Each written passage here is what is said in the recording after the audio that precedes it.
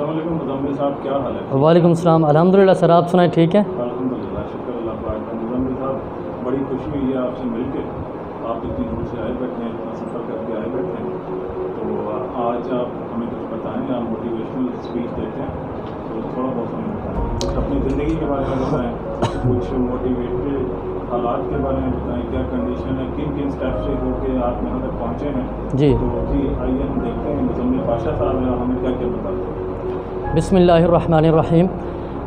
मैं आज आपको कुछ ज़िंदगी के हालात के बारे में, यानी कि मैंने कहाँ से स्टार्ट किया और दरमियान में कौन कौन सी मुझे मुश्किलात आई और आज मैं अल्हम्दुलिल्लाह किस मकाम पर हूँ, तो सारा इसका एक ओवरव्यू देना चाहूँगा और इसके साथ साथ मैं आपको भी एक इंस्पिरेशन देना चाहूँगा।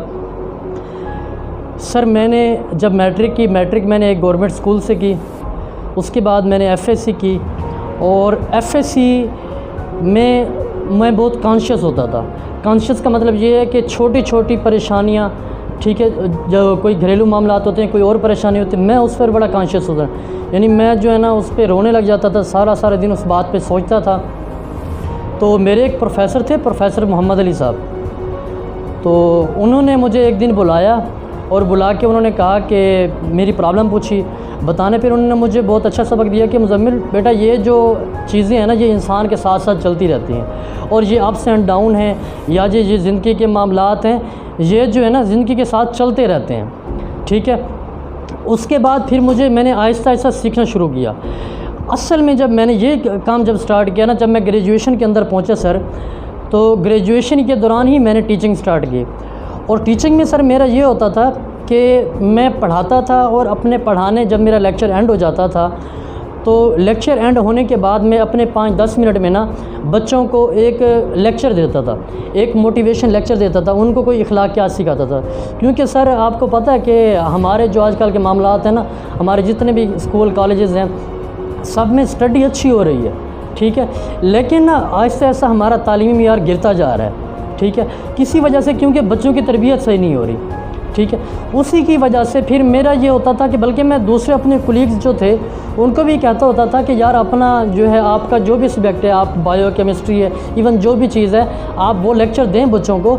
उसके बाद आप थोड़ा सा जो है ना 5-10 मिनट निकाल के बच्चों को कोई ना कोई पैगाम दे के जाएँ, क्योंकि जब आप ये पैगाम दे के जाते हैं ना, वो बच्चों को सबक याद रहे ना रहे, लेकिन जो आप उनको पैगाम दे के जाते हैं, जब भी वो बैठते हैं तो आपकी उनकी प्रैक्टिकल लाइफ में आपकी ये की हुई बात उनको याद रहेगी, ठीक है। उसके बाद फिर मैंने आहिस्ता आहिस्ता फिर मैंने एक बुक लिखी, ठीक है। अब ये देखें कि मुझे इस तरह कौन कौन सी परेशानी है। सर, मैंने पहली बुक लिखी वालदैन का जो है ना अदब व एहतराम, वालदैन का मकाम। तो उस दौरान ना सर मैंने एक दोस्त को कहा कि आप जो है ना इसको थोड़ा सा ना चेक कर दें। तो वो मुझे एक दोस्त कहने लगा कि यार ये आपने जो है ना कौन सा काम स्टार्ट किया है, आप ये जो है ना ये जो बुक है इसका ट्रेंड ही नहीं है, फ़लाँ जो भी चीज़ है। तो फिर मैंने उससे मुदस्सिर साहब मैंने एक बात सीखी कि ये अब मैंने जो काम करना है ना किसी को बताना नहीं है, जब वो काम कर लेना है तब दिखाना है मैंने ये कर लिया, ठीक है। तो फिर मैंने उसको स्किप कर दिया ना, फिर मैंने दूसरी बुक लिखी, ठीक है, तालीम व तरबियत एक अहम, ठीक है। तो मैंने वो बुक लिखी। उसके बाद जब मैंने वो बुक को कॉपी करवा लिया, उसको सारा कुछ बनवा लिया, तब मैंने बताया कि ये मैंने बुक लिख ली है। और यकीन करें सर, जब मैंने बुक लिखी, जब मैंने मैट्रिक की तब मुझे कोई जानता नहीं था, जब मैंने एफएससी में था तब मुझे कोई जानता नहीं था, ठीक है। जब मैंने ये बुक लिखी और यकीन करें सर, मैं उस दिन शाम को बैठे हुए खाना खा रहा था और मुझे काले से काले आ रही थी कि सर आपने ये बुक लिखी है, आपने बहुत अच्छा काम किया, ठीक है। अब इस तरह, अब कुछ लोग दरमियान में ज़िंदगी में इस तरह भी आते हैं कि वो आपको जो है ना डिग्रेड करते हैं और आपको जो है ना इंसल्ट करते हैं, आपको थोड़ा सा डीमोटिवेट करते हैं कि आपने ये काम क्यों स्टार्ट किया। फिर मैंने ये सोचा कि आजकल जो है ना ये इंटरनेट का ट्रेंड चल चुका है, तो इसके ज़रिए हम जो है ना अपने पैगामात लोगों तक पहुँचाएँ। तो इस तरह इससे भी मुझे काफ़ी सारी पहले दरमियान में जो है ना मुश्किलात आती हैं, फिर मुश्किलात से बंदा सीख के फिर आगे जाता है, ठीक है। समझ आ रही है तालिब भाई? तो ये इस तरह है। अब इसका मैं अगर बताना चाहूँ सर, मैंने जब स्टार्ट किया ये चैनल, तो स्टार्ट में मुझे ऐसे लोग कहते थे कि आपने ये कौन सा काम स्टार्ट कर लिया, ठीक है, हर कोई बंदा मोटिवेशन स्पीकर बनना चाह रहा है। तो मेरा उनको एक ही जवाब है कि काफ़ी जगह से मुझे ये जवाबात मिले, एक ही पैगाम है कि यार अगर मैंने कोई काम स्टार्ट किया भी है, तो कोई अच्छा काम स्टार्ट किया है ना, कोई अच्छा ही काम स्टार्ट किया है। क्योंकि अगर आप मोबाइल चलाते हैं, मैं एक एग्जांपल देता हूँ, अगर आप मोबाइल चलाते हैं ना, तो मोबाइल में आप वैसे तो मोबाइल को आप यूज़ करते हैं, सारा दिन यूज़ करते हैं, कभी व्हाट्सअप यूज़ कर रहे हैं, कभी जो है ना कोई मूवीज़ देख रहे हैं। तो लेकिन अगर मैं ये बात कहना चाह रहा हूँ कि आप इस मोबाइल के यूज़ को रोक नहीं सकते, ठीक है। अब आप क्या करें, आप उसको मोबाइल के यूज़ को थोड़ा सा मूव करें।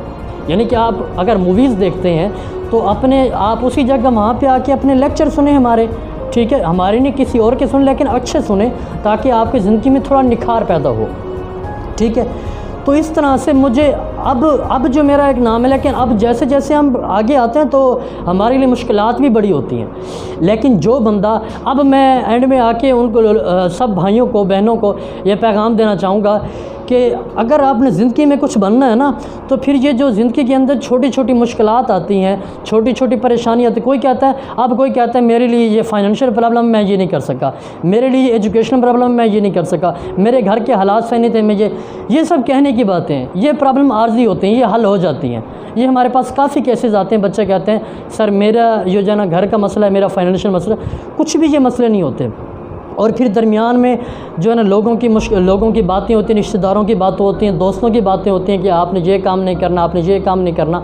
तो जब ये बातें आती हैं ना, तो फिर अगर आपने कुछ बनना है ना, तो फिर आप इन चीज़ों को, मैं ये बात कहता होता हूँ बार बार कि फिर अपने कानों में ना उंगलियाँ डाल के सर लोगों की बातों को सुनना छोड़ दें, ठीक है। सबको क्विट करें और अपनी मंजिल पर चलें। और जिस चीज़ का इंटरेस्ट है ना, आप कोशिश करें, आप पहले अपने आप को इंटरेस्ट जिस चीज़ में उसको ढूंढें। जब आप अपने इंटरेस्ट को ढूंढ लेंगे, तब आप जो है ना उसकी तरफ मूव करना शुरू कर दें। और जब आप अगर आप लोगों की बातें सुनेंगे, फिर आप बैठ जाएंगे, फिर आप कोई काम नहीं कर सकते। भाई लोग तो कहते हैं आपने क्या पहना हुआ है, ठीक है, लोग कहते हैं आप क्या कर रहे हैं, तो फिर इसका क्या मतलब। लोग जैसे कहेंगे ज़िंदगी यार आपकी, आपने जीनी है, लोगों ने जीनी है, आपने जीने तो फिर अपनी मर्ज़ी से जिए, ठीक है। दूसरा मैं ये कहना चाहूँगा कि अपनी ज़िंदगी के अंदर ना अपने आप को लिमिट ना करें, ठीक है। लिमिट करते जाएंगे तो फिर लिमिट ही रहेंगे। अगर आपने एक आउट क्लास ज़िंदगी जीनी है, ज़िंदगी में एक नाम बनाना है, ठीक है, और इज़्ज़त बनानी है, एक मकाम हासिल करना है, तो फिर उसके लिए आप लिमिट ना करें। लिमिट किस तरह ना करें, आपने एक काम कर लिया, नहीं ये काफ़ी नहीं है, मैंने ये करना है, नहीं ये काफ़ी नहीं है, मैंने ये करना है।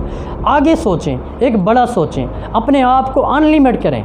लिमिट में रखेंगे तो फिर छोटे होकर रह जाएंगे, ठीक है। अनलिमिट करें तो इंशाल्लाह आपको वो चीज़ मिलेगी जो आप चाहते हैं।